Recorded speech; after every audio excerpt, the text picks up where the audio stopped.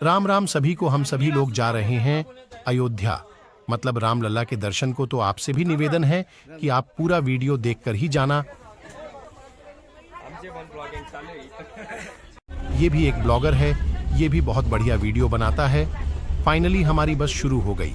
हमारी बस कलवान से मनमाड़ रेलवे स्टेशन जाने वाली है। फिर हमने मनमाड़ का टिकट कटा लिया और निकल पड़े। मनमाड़ की तरफ रास्ते में हमें चांदवड़ घाट का सनसेट भी दिखा। शाम के 7 बज गए तभी हम पहुंच पाए भाई लोग। फाइनली हम रेलवे स्टेशन आ गए। फाइनली हम बस स्टॉप पर आ गए। वहां से हमें चल के ही जाना है, तो हम चल पड़े रेलवे स्टेशन पर। हम मेन रोड क्रॉस करके दूसरी तरफ जा रहे हैं रेलवे स्टेशन पर। यहाँ पर मैंने मेरा सामान तो उठाया ही था, और मेरे गांव की एक दादी अम्मा का भी सामान उठाना पड़ा, क्योंकि दादी अम्मा बहुत बूढ़ी थी, उनसे उनका सामान उठाया नहीं जाता था। और एक मजे की बात, मेरी बैग से ज्यादा वह दादी की बैग का वेट ज्यादा था। और हम रेलवे स्टॉप पर आकर हमारे आइडेंटिटी कार्ड बांटने वाले का इंतजार करने लगे, पर वह दूसरी साइड था। फिर हम जल्दी से उसकी तरफ गए, और उधर जाकर बहुत देर इंतजार करने के बाद हमें हमारे आइडेंटिटी कार्ड मिल गए। और हम हमारे स्टॉप पर आकर रेलवे की राह देखने लगे, और उतने में ही हमारी रेलवे आ गई। तो हम जल्द से जल्द गाड़ी में बैठे। ये मेरे चाचा जी हैं। ट्रेन की राह देखते देखते थक गए थे, इसलिए ट्रेन में आकर सो गए। और ये मेरे मामा का लड़का, ये तो अलग ही दुनिया में चला गया। और रात के 10 के आसपास पानी की बोतल और खाने की थाली आ गई।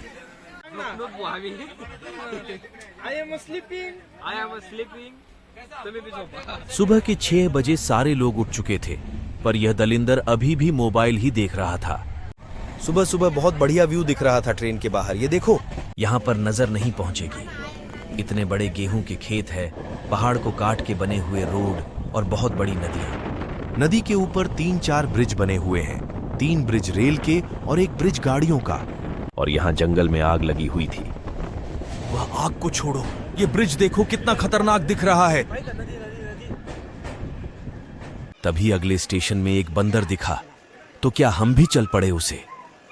खाना खिलाने पर वह डर के भाग गया। फिर थोड़ी देर में फिर से खाना खाने आया। फिर हमारे डिब्बे में कुछ राम भक्त नाचने आए। फिर हमारे गांव वाले भी उनके साथ नाचने लगे।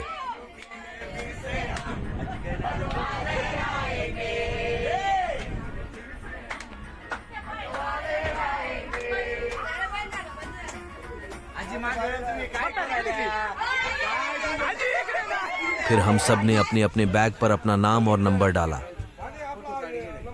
तो हम फाइनली अयोध्या पहुंच गए। तो हम सीधे बसेस की तरफ जाने लगे।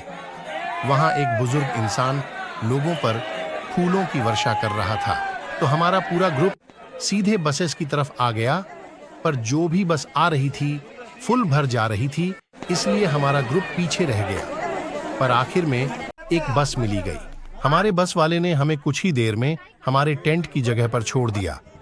वहां से सीधे हम टेंट में गए। टेंट की एंट्री गेट के सामने ही एक बड़ी सी राम की मूर्ति है, और पीछे बड़े बड़े 3 टेंट है। एक महिलाओं के लिए, एक पुरुषों के लिए और एक खाने पीने के लिए। और हर एक आदमी के लिए रजाई, पलंग, गद्दा सब फ्री मिला, और वहां खाने का भी प्रबंध किया था। रात को हमारा ग्रुप खाना खाकर जल्दी से सो गया। हमारे ग्रुप वाले सुबह 4 बजे ही उठाकर हमें बस की तरफ ले गए, पर वहां जाकर देखा तो एक भी बस चालू नहीं थी। हमने पूछा तो वह बता रहे थे कि 6 बजे तक कोई बस चालू नहीं होगी। तो हम वहीं चाय पीने लगे। फिर से हम 6 बजे वापस बस की तरफ गए। फिर हमने राम नाम की पट्टी और माथे पर तिलक लगाया और कुछ देर वहीं टाइम पास किया।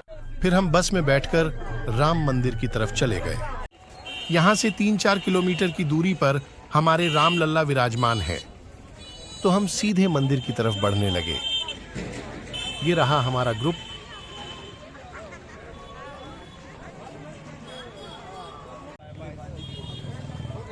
सामने की तरफ दुकानों के शटर के ऊपर भगवानों की तस्वीर बनाई गई है, और यहाँ वहाँ बंदरों के बड़े बड़े झुंड भी दिखाई देते हैं। और सामने की तरफ आपको एक मंदिर दिख रहा है, वह हमारे बजरंगी का है।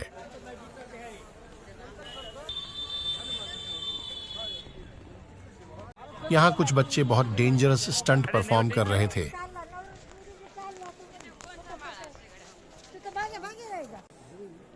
यहाँ से आगे पुलिस बंदोबस्त शुरू हो जाता है।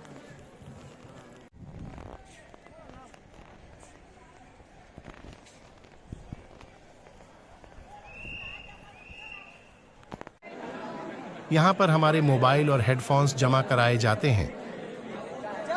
वहाँ फोन जमा करने के लिए बोला गया था, पर हम भी कहाँ मानने वालों में से थे, इतनी दूर आए और फोटो ना निकाले।